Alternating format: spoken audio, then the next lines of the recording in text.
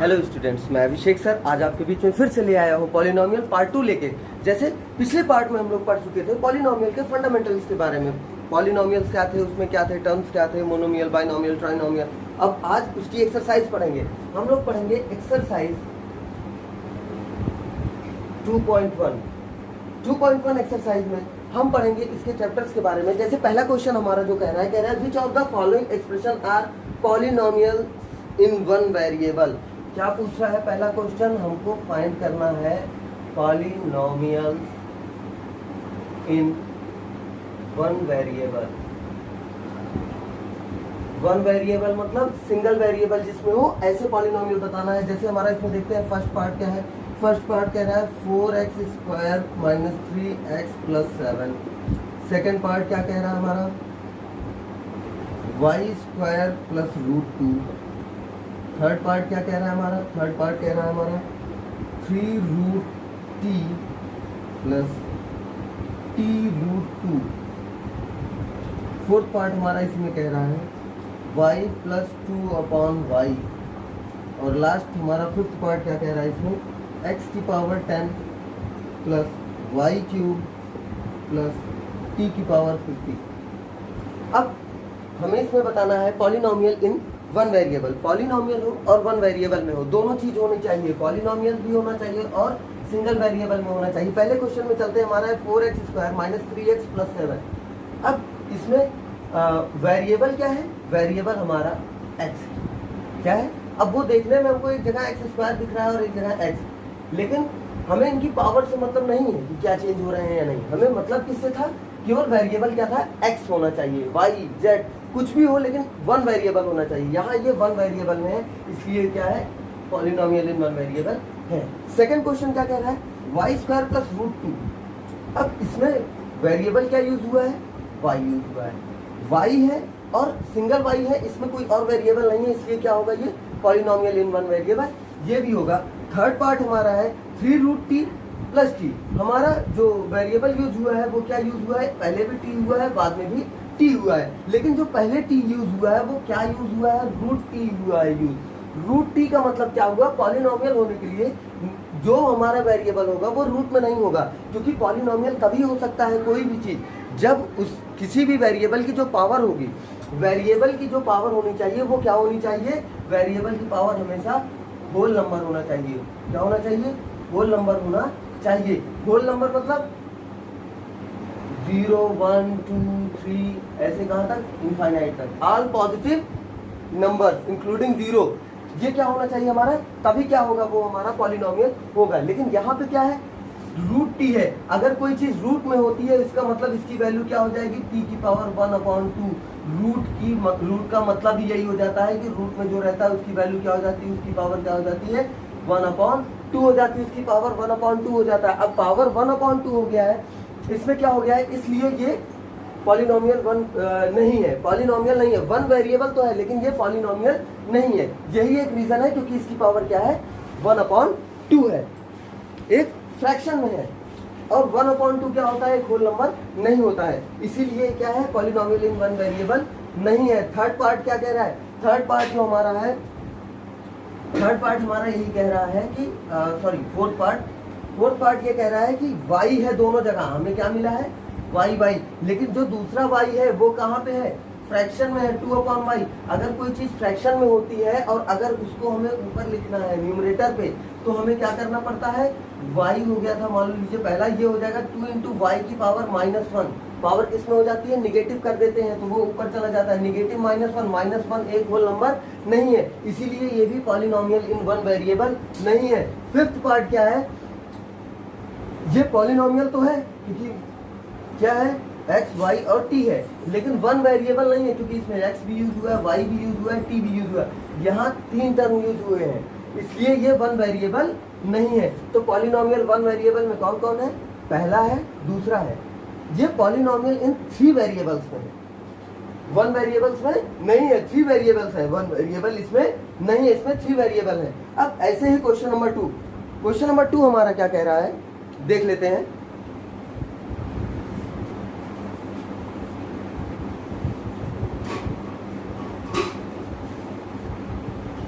Question number 2 हमारा कह रहा है find right the coefficient of x square. क्या फाइंड करना है हमें? हमें फाइंड करना है कोएफिशिएंट, और वो भी किसका फाइंड करना है? एक्स स्क्वायर का। अब इसमें देख लेते हैं हम, पहला पार्ट हमारा है 2 + x square + x. Second part 2 - x square + x cube. Third part 5/2 x square + x. And last fourth part √2x - 1। अब यहाँ हमको बताना है एक्स स्क्वायर का क्या कोएफिशिएंट। कोएफिशिएंट क्या होता है? जस्ट उसके मल्टीपल में जो नंबर होता है, उसके मल्टीपल में जो नंबर होता है। यहाँ पे एक्स स्क्वायर के पहले क्या लिखा है? एक्स स्क्वायर के पहले लिखा है +x², बस इतना ही टर्म लिखा है हमें। +x², जब किसी के पहले कोई नंबर नहीं होता है तो क्या नंबर होता है? वहाँ पे 1 होता है। तो कोएफिशिएंट ऑफ x² क्या हो गया? यहाँ पे +1 हो गया है। सेकेंड में क्या है?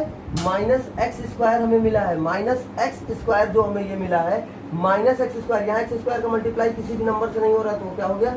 1 हो गया। मतलब यहाँ क्या हो गया? -1 मिला, क्योंकि सिंबल को हम कभी लेफ्ट नहीं करते। थर्ड पार्ट में क्या है? π/2x²। इस टर्म के साथ x² है, x² का मल्टीप्लाई किसमें हुआ है? π/2। तो इसमें क्या हो जाएगा? π/2 हो जाएगा इसका कोएफिशिएंट। अब फोर्थ पार्ट में x² पूछा गया, यहाँ x² है ही नहीं। जहाँ x² नहीं होता है वहां पर हम कैलकुलेट कर लेते हैं, तो उसका मल्टीप्लाई किससे हुआ होगा? 0 से हुआ होगा, क्योंकि 0 × x² क्या आ जाएगा? 0 आ जाएगा। इसका मतलब यहाँ पे जो कोएफिशिएंट है वो क्या मिला हमको?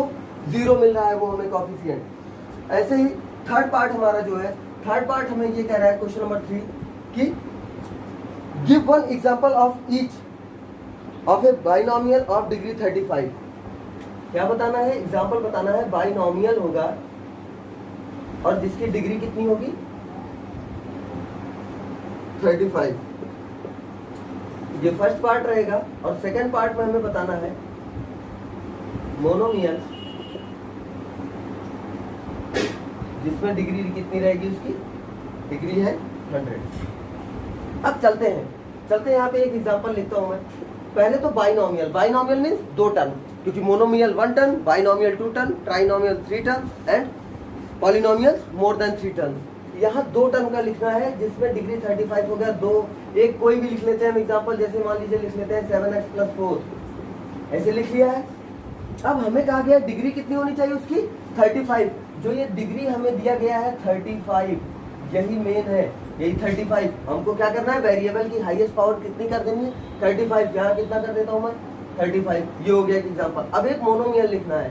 मान लीजिए यहाँ पे लिख देता हूँ मैं 4x। ये क्या है? मोनोमियल, 1 टर्म है। यहाँ इसकी पावर कितनी होनी है? 100। क्या कर देंगे हम? 100। सिंपल, बस, और कुछ नहीं करना है। अब ऐसे ही हम चलते हैं क्वेश्चन नंबर 4 के पास।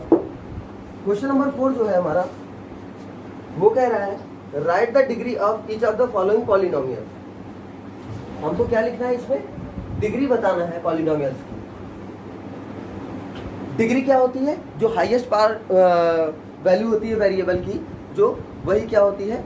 डिग्री होता है पॉलिनोमियल का। जैसे फर्स्ट पार्ट है 5x³ + 4x² + 7x। Second part है 4 - y²। थर्ड पार्ट है हमारा 5t - 7, 5t - 7। फोर्थ पार्ट है हमारा इसमें 3। अब इसमें हम चलेंगे।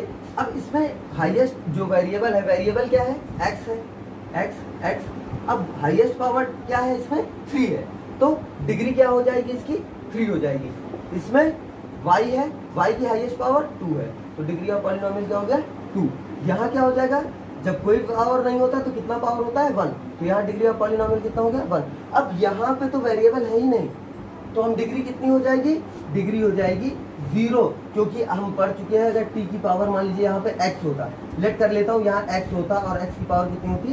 0, तो हो जाता 3 × x की पावर 0 वैल्यू 1 = 3। तो x की पावर कितनी मिल रही थी हमें? 0। तो यहाँ कोई भी वेरिएबल होगा तो उसकी पावर कितनी होगी? 0। इस तरह से हमको क्या पता चल गया कि यहाँ पे जो होगा उसकी पावर क्या हो जाएगी?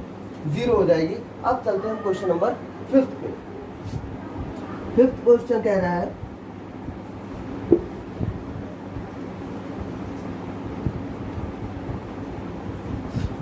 फिफ्थ क्वेश्चन बड़ा सा आसान सा है। Classify the following as linear, quadratic and cubic polynomial. तीन चीजों में बताना है कि लीनियर है, क्वाड्रेटिक है या क्यूबिक पॉलिनोमियल है। तो फिफ्थ क्वेश्चन में हमें बताना है कि लीनियर है, क्वाड्रेटिक है या क्यूबिक है। ये कैसे पता चलता है कि लीनियर, क्वाड्रेटिक, क्यूबिक, ये तीन चीजें क्या है? Linear means highest power 1, quadratic 2, cubic 3। अब यहाँ हाईएस्ट पावर क्या है? 2 है, तो ये क्या हो जाएगा? तुरंत हमें पता चल गया क्या है? क्वाड्रेटिक है, क्वाड्रेटिक वैल्यू। यहाँ क्या है? 3 पावर है, तो ये क्या है? क्यूबिक। यहाँ क्या है? 2 है, मतलब डिग्री ऑफ पॉलिनोमियल 2 है, तो क्या हो गया? क्वाड्रेटिक। यहाँ 1 है, तो क्या हो गया? लीनियर। यहाँ पे भी 1 है, तो ये क्या हो गया? लीनियर। यहाँ 2 है तो क्वाड्रेटिक। यहाँ पर 3 है तो क्यूबिक। तो ये 2.1 एक्सरसाइज हम ऐसे ही सॉल्व करेंगे और ये बहुत ही सिंपल है ये एक्सरसाइज। और ये हमारा पार्ट 2 था। अब पार्ट 3 नेक्स्ट आएगा आपको। Thank you.